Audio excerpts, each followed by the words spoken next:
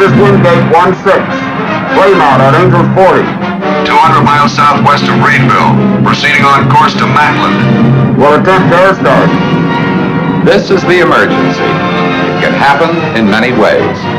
But one thing is certain. How well you've learned to expect the unexpected may determine the course of events that follow. Mayday! Mayday! This is Wingate 16. Air start efforts failed. I'm ejecting at Angels 10.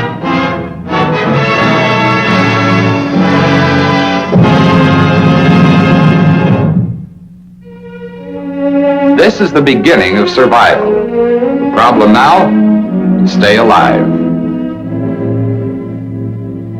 The second night was the toughest. I had no feeling in my right foot.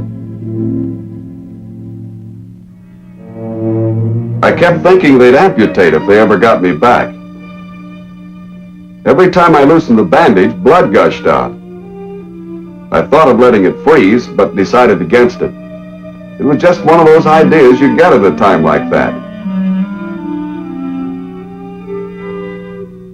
Then at dawn of the third day, the weather began to close in. To me, this meant one thing. They wouldn't be able to continue the search. I'll admit, I was scared. It was the way I felt when I realized I'd lost my survival gear. I fought it off somehow and told myself to relax. I had to go on believing they'd find me. With my fouled up leg, I knew I couldn't find them. Then I heard the sound of the chopper.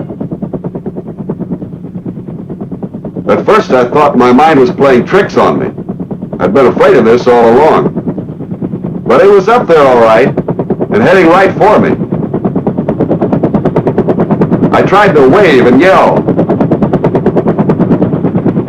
The effort was too much for me. I felt myself blacking out. But they saw me. The next thing I remember was Sergeant Carey coming down the hoist. Lieutenant Edward Stewart, Air Defense Command, flame out, ejection, and 45 hours of raw survival, alone. 45 hours, not a very long interval of time. But for Lieutenant Stewart, long enough to suffer shock and pain from severe injury. Long enough to know the meaning of hunger, thirst, cold, fatigue, isolation, remoteness, and fear. From a technical point of view, these are survival stresses. From your point of view, they are obstacles you must avoid, overcome, or be prepared to withstand if you want to live. And to complicate matters, here are a few more. These stresses can occur in all environments to a greater or lesser degree. The Arctic, the desert, in the tropics, and on water. How these stresses might develop, how they might affect you, are the big questions. You can wait, find the answers the hard way, or you can profit right now from the experience of the thousands who faced survival and lived.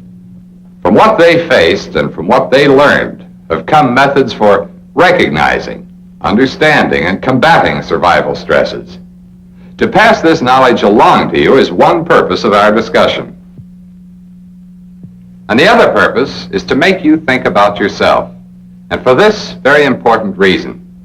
If you find yourself in a survival situation, the chances are you'll find yourself alone.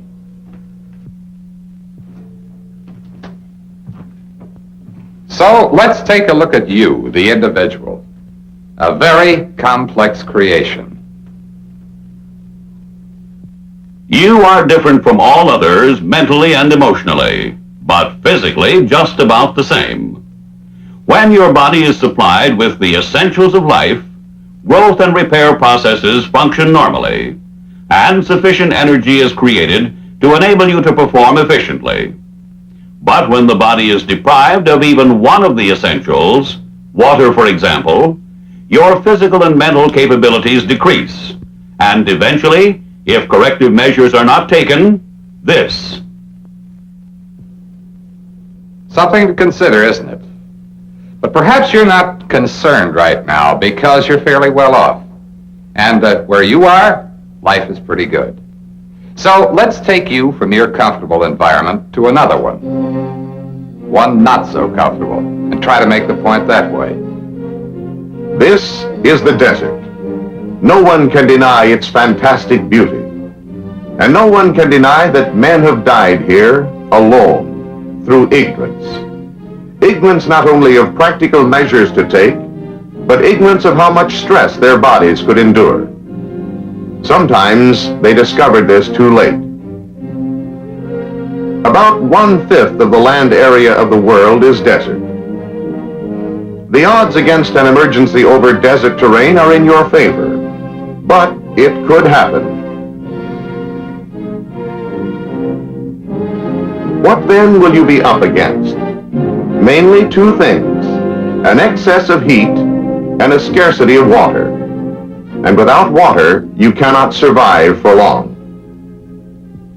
For a simple explanation of this, let's take a look at you, simplified. Your normal body temperature is 98.6 degrees Fahrenheit. To maintain this temperature, your body has an effective and efficient cooling mechanism, the evaporation of sweat on the skin surface. By this process, excess heat absorbed or generated by the body is dissipated. And you will continue to sweat as long as the need exists to hold body temperature down. In desert areas, the amount of sweat produced can be considerable. This is also true in humid environments where incomplete evaporation interferes with heat dissipation. But the bulk of sweat is water, and every bit of it must be replaced, because every bit of it is needed for normal bodily functions. If it is not replaced, your body will go into debt for water by withdrawing water from vital parts. When the bloodstream gives up water, the blood becomes thicker and less in volume. The heart has to work faster to pump the thickened blood through the arteries and veins. And as water loss continues, it becomes increasingly difficult for your body to function. What you have just seen on the screen is the process of dehydration. Understanding its effect on you is important, but important too is knowing how to recognize it. Let's investigate this further. Approximately 2/3 of the human body is water. This level must be maintained if you were to live, work, and think at peak efficiency. When this water level begins to drop, you become thirsty and uncomfortable. You begin to move in a kind of slow motion. You have no appetite. As you lose more water, you get sleepy. Your temperature goes up. You get irritable. Eventually, you become nauseous. Dizziness, difficulty in breathing, and a tingling sensation in the arms and legs follow. When your body has lost only 10% of its body weight in water, you can't move about normally. At this point, locating a water source may be impossible. And when water loss continues, death is inevitable. Not a very happy thought, is it? Well, let's see what you can do to keep the worst from happening. Conserve your sweat, not your water.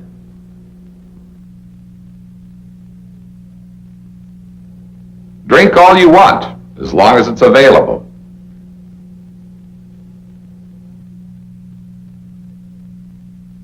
Stay in the shade, off the ground. Ground temperature may be 150 degrees or higher, even here. Travel only at night. Move slowly. Take it easy. Those were a few hints on water conservation, but they represent only a fraction of the information you must know in order to survive in the desert. Demonstrating how to locate water, how to find food, how to orient yourself in the desert or any place else is beyond the scope of this discussion.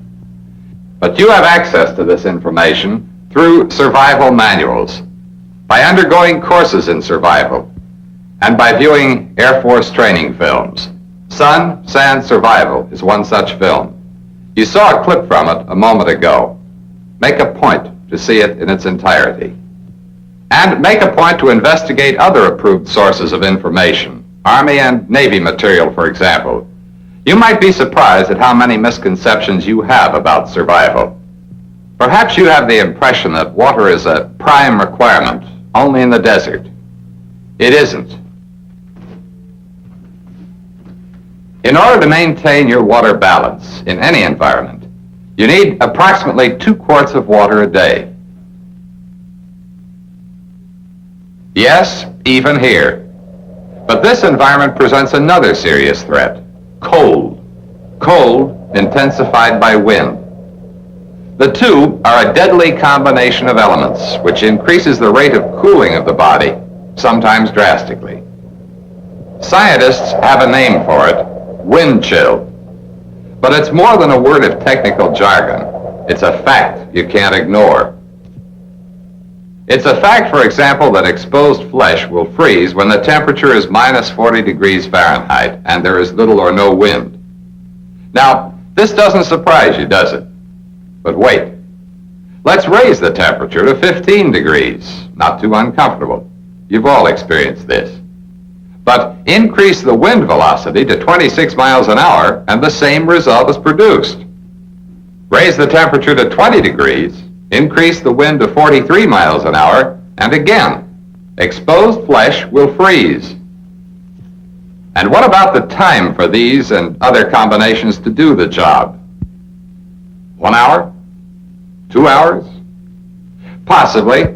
But it could be only 30 seconds under more extreme conditions such as these. Cold is an enemy of survival, a killer.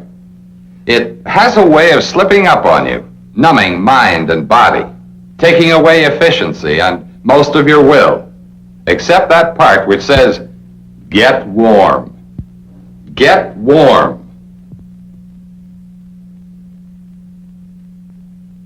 Yes, get warm and stay warm. The most sensible idea you could have. But it takes more than an idea. It takes know-how, knowing how to conserve body heat. This, in turn, involves an understanding of your body's heat system. It is a complicated system. So, again, a simplification. Blood, with absorbed food and oxygen, is circulated to the different parts of the body. Every living cell has the ability to burn food in the presence of oxygen. In the process, energy is created. Part of this energy is used in doing work, but most of it is liberated as heat at the surface of the body. When you exercise or do work, you burn up more food stored in the muscles. This requires more oxygen. To get it, you breathe faster and faster. More heat is then generated, and the smaller blood vessels near the skin open wider.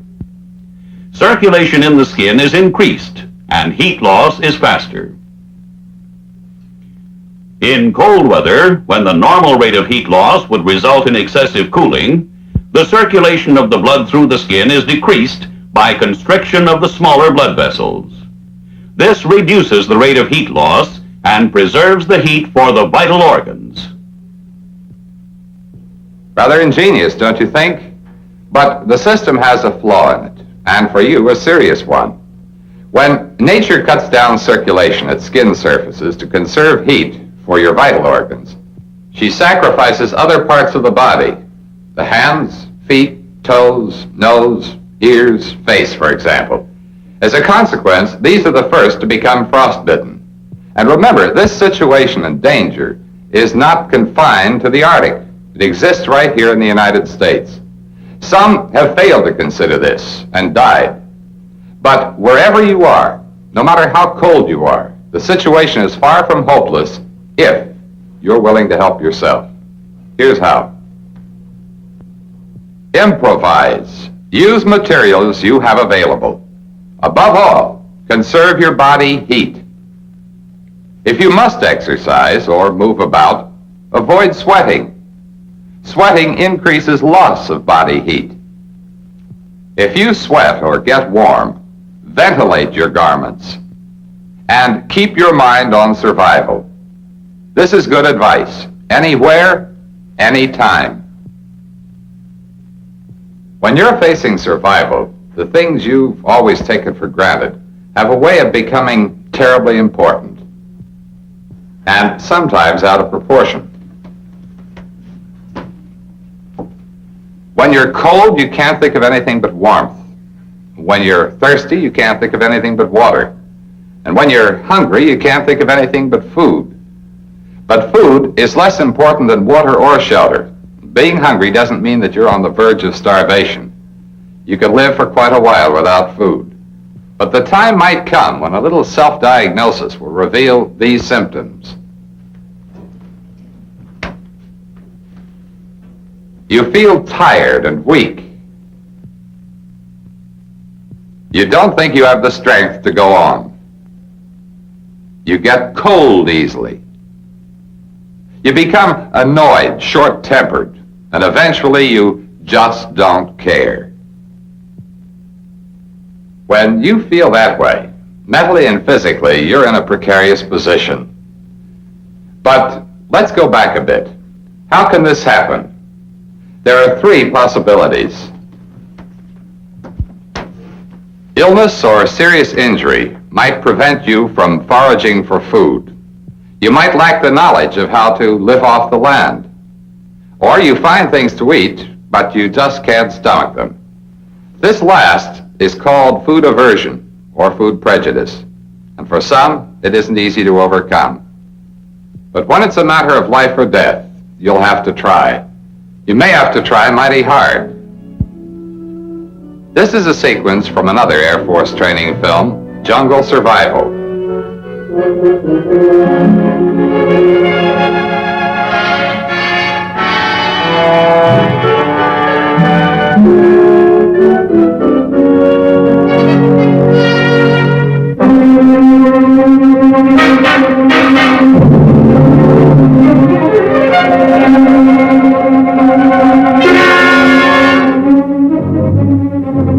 Obviously, food aversion is not an obstacle here.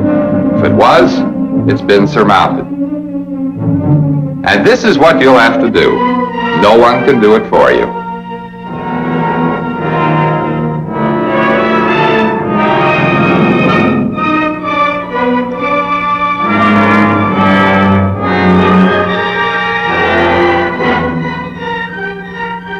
Food resources of different environments vary. But remember, anything that creeps, walks, swims, or flies is a possible source of food. And if this makes a vegetarian out of you, there's always this. Learn to live off the land. Begin right now by experimenting with new foods. Practice eating foods which are not your favorites, and learn to appreciate them. Controlling hunger is one of the easier problems to solve in survival. If you can adjust to discomfort and adapt to primitive conditions. And to make it still easier, here are a few practical suggestions. Procure both water and food when you can still think clearly. Forage for food. Save your rations for emergency. Take stock of what you have and plan accordingly. Don't waste your energy. Stop and prepare your food whenever you can. The rest you get is beneficial.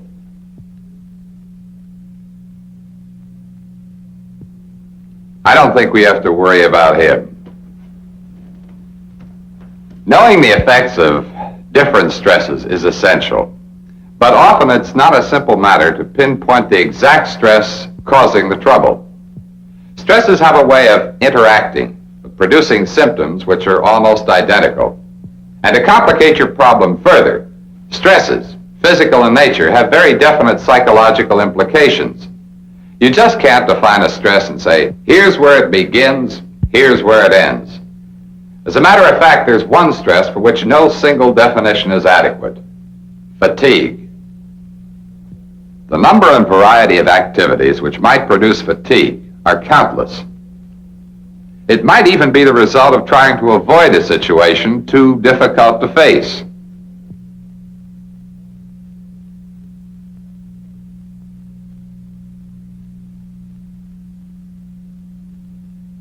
Fatigue is cumulative. It is evidenced by a lack of staying power, a short temper, impatience, and a tendency to magnify minor troubles.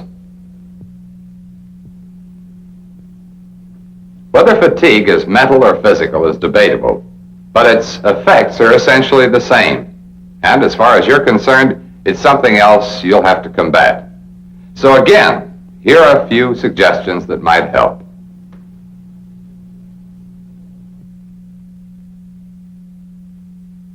Assess the situation, have a plan, and follow it. This is always the best idea. Channel your activities in the most useful direction.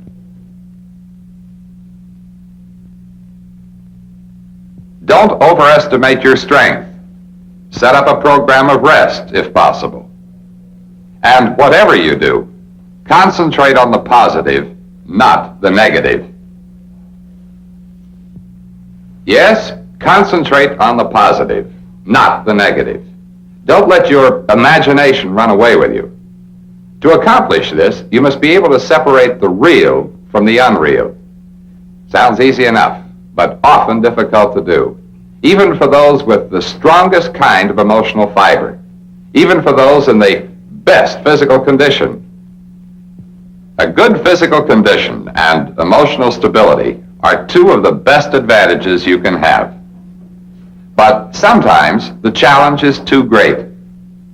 In a matter of minutes, this pilot passed through two major crises. First, the aircraft emergency leading to the survival situation. Second, the survival situation itself. Then, a third crisis was superimposed, injury upon ejection. Now, he could do only two things: try to keep his face out of the water and hope that help comes. And it's going to take all the stamina and guts he's got. That pilot's desperate problem was complicated, as yours might be, by injury. Suffering injury is unfortunate enough, but whether the injury is minor or severe, shock is bound to accompany it. Sometimes it's the most serious consequence of the injury. It can also be a serious aftermath of the emergency experience itself without any injury being present. This makes spending a moment on the subject of shock worthwhile. Let's take a look then at shock, its symptoms and treatment. You must be familiar with both. These are some of the signs: pulse weak and rapid, respiration rapid, skin pale, cold, and moist. And if the patient is conscious, he may feel faint or dizzy, and he may be frightened, restless, or anxious. Now, what do you do about it? Let's take a look. If the patient is injured, don't wait for symptoms to develop. Make him comfortable. Conserve his body heat, but don't overdo it. Don't give him fluids if he's unconscious or if he's injured internally. Him, that's the other fellow. The fellow you're going to help. But what about you? You alone. How can you help yourself? If you have an injury, you can expect shock. Therefore, try to anticipate it. If you're able, do for yourself what you would do for others. Now, here's something else. The word shock is used in another way to describe the mental state of a victim immediately following an accident. Apathy and irrational behavior are common. You can expect this to happen, but even when you're alone, you have a good chance of shaking it. Your training is a ready cure. A man well indoctrinated in emergency procedures will usually be guided by them, even when dazed. Training imparts knowledge, and knowledge is the most effective antidote for the ills, real and imaginary, inflicted on the survivor. And this includes one of the most common, fear. Fear is a natural response to danger and nothing to be ashamed of. Everyone who faces an emergency which threatens any of his important needs experiences fear. In a survival emergency, you may be constantly threatened with the loss of water, food, shelter, companionship, yes, even of life itself. Your fear will greatly influence your behavior, and your behavior, your chances of survival. You must recognize it, live with it, and if possible, use it to your advantage. Recognizing fear in yourself shouldn't be too difficult. You've met it before, and you've overcome it.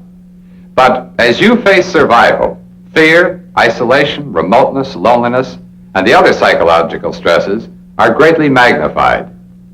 Coping with them requires a greater effort, but you can do it. This man did for 20 long days. How was he able to do it alone? Because he was endowed with some kind of supreme wisdom? Because he had courage far beyond that allotted to the ordinary human being? No. He had only the resources you have, but he used them to his advantage. He was afraid, and he admitted it. He accepted his lot, and he tried to improve it. He kept busy. He foraged for food to maintain his physical condition.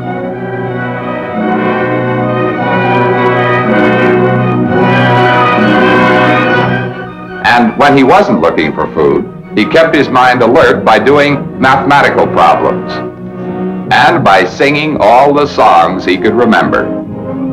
In order to conserve his energy, he exercised only lightly, but he exercised regularly.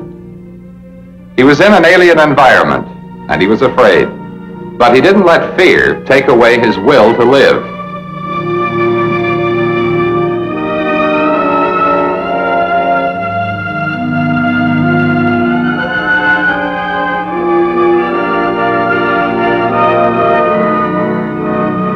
He recognized the real dangers, and he took practical measures to eliminate them. And he hacked it.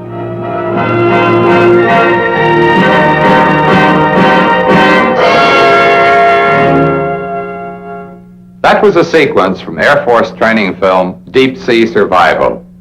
It doesn't tell you everything you must know. No film can. It was designed primarily to make you think.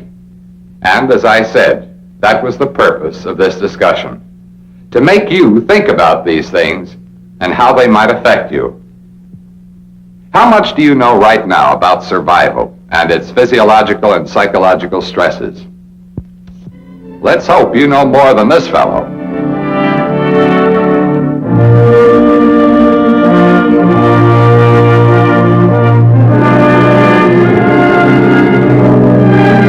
But what is his affliction? Fear? Panic? No. He was suffering from thirst and dehydration. Then he sneaked drinks of seawater at night, compounding his problem. The result? Mental deterioration.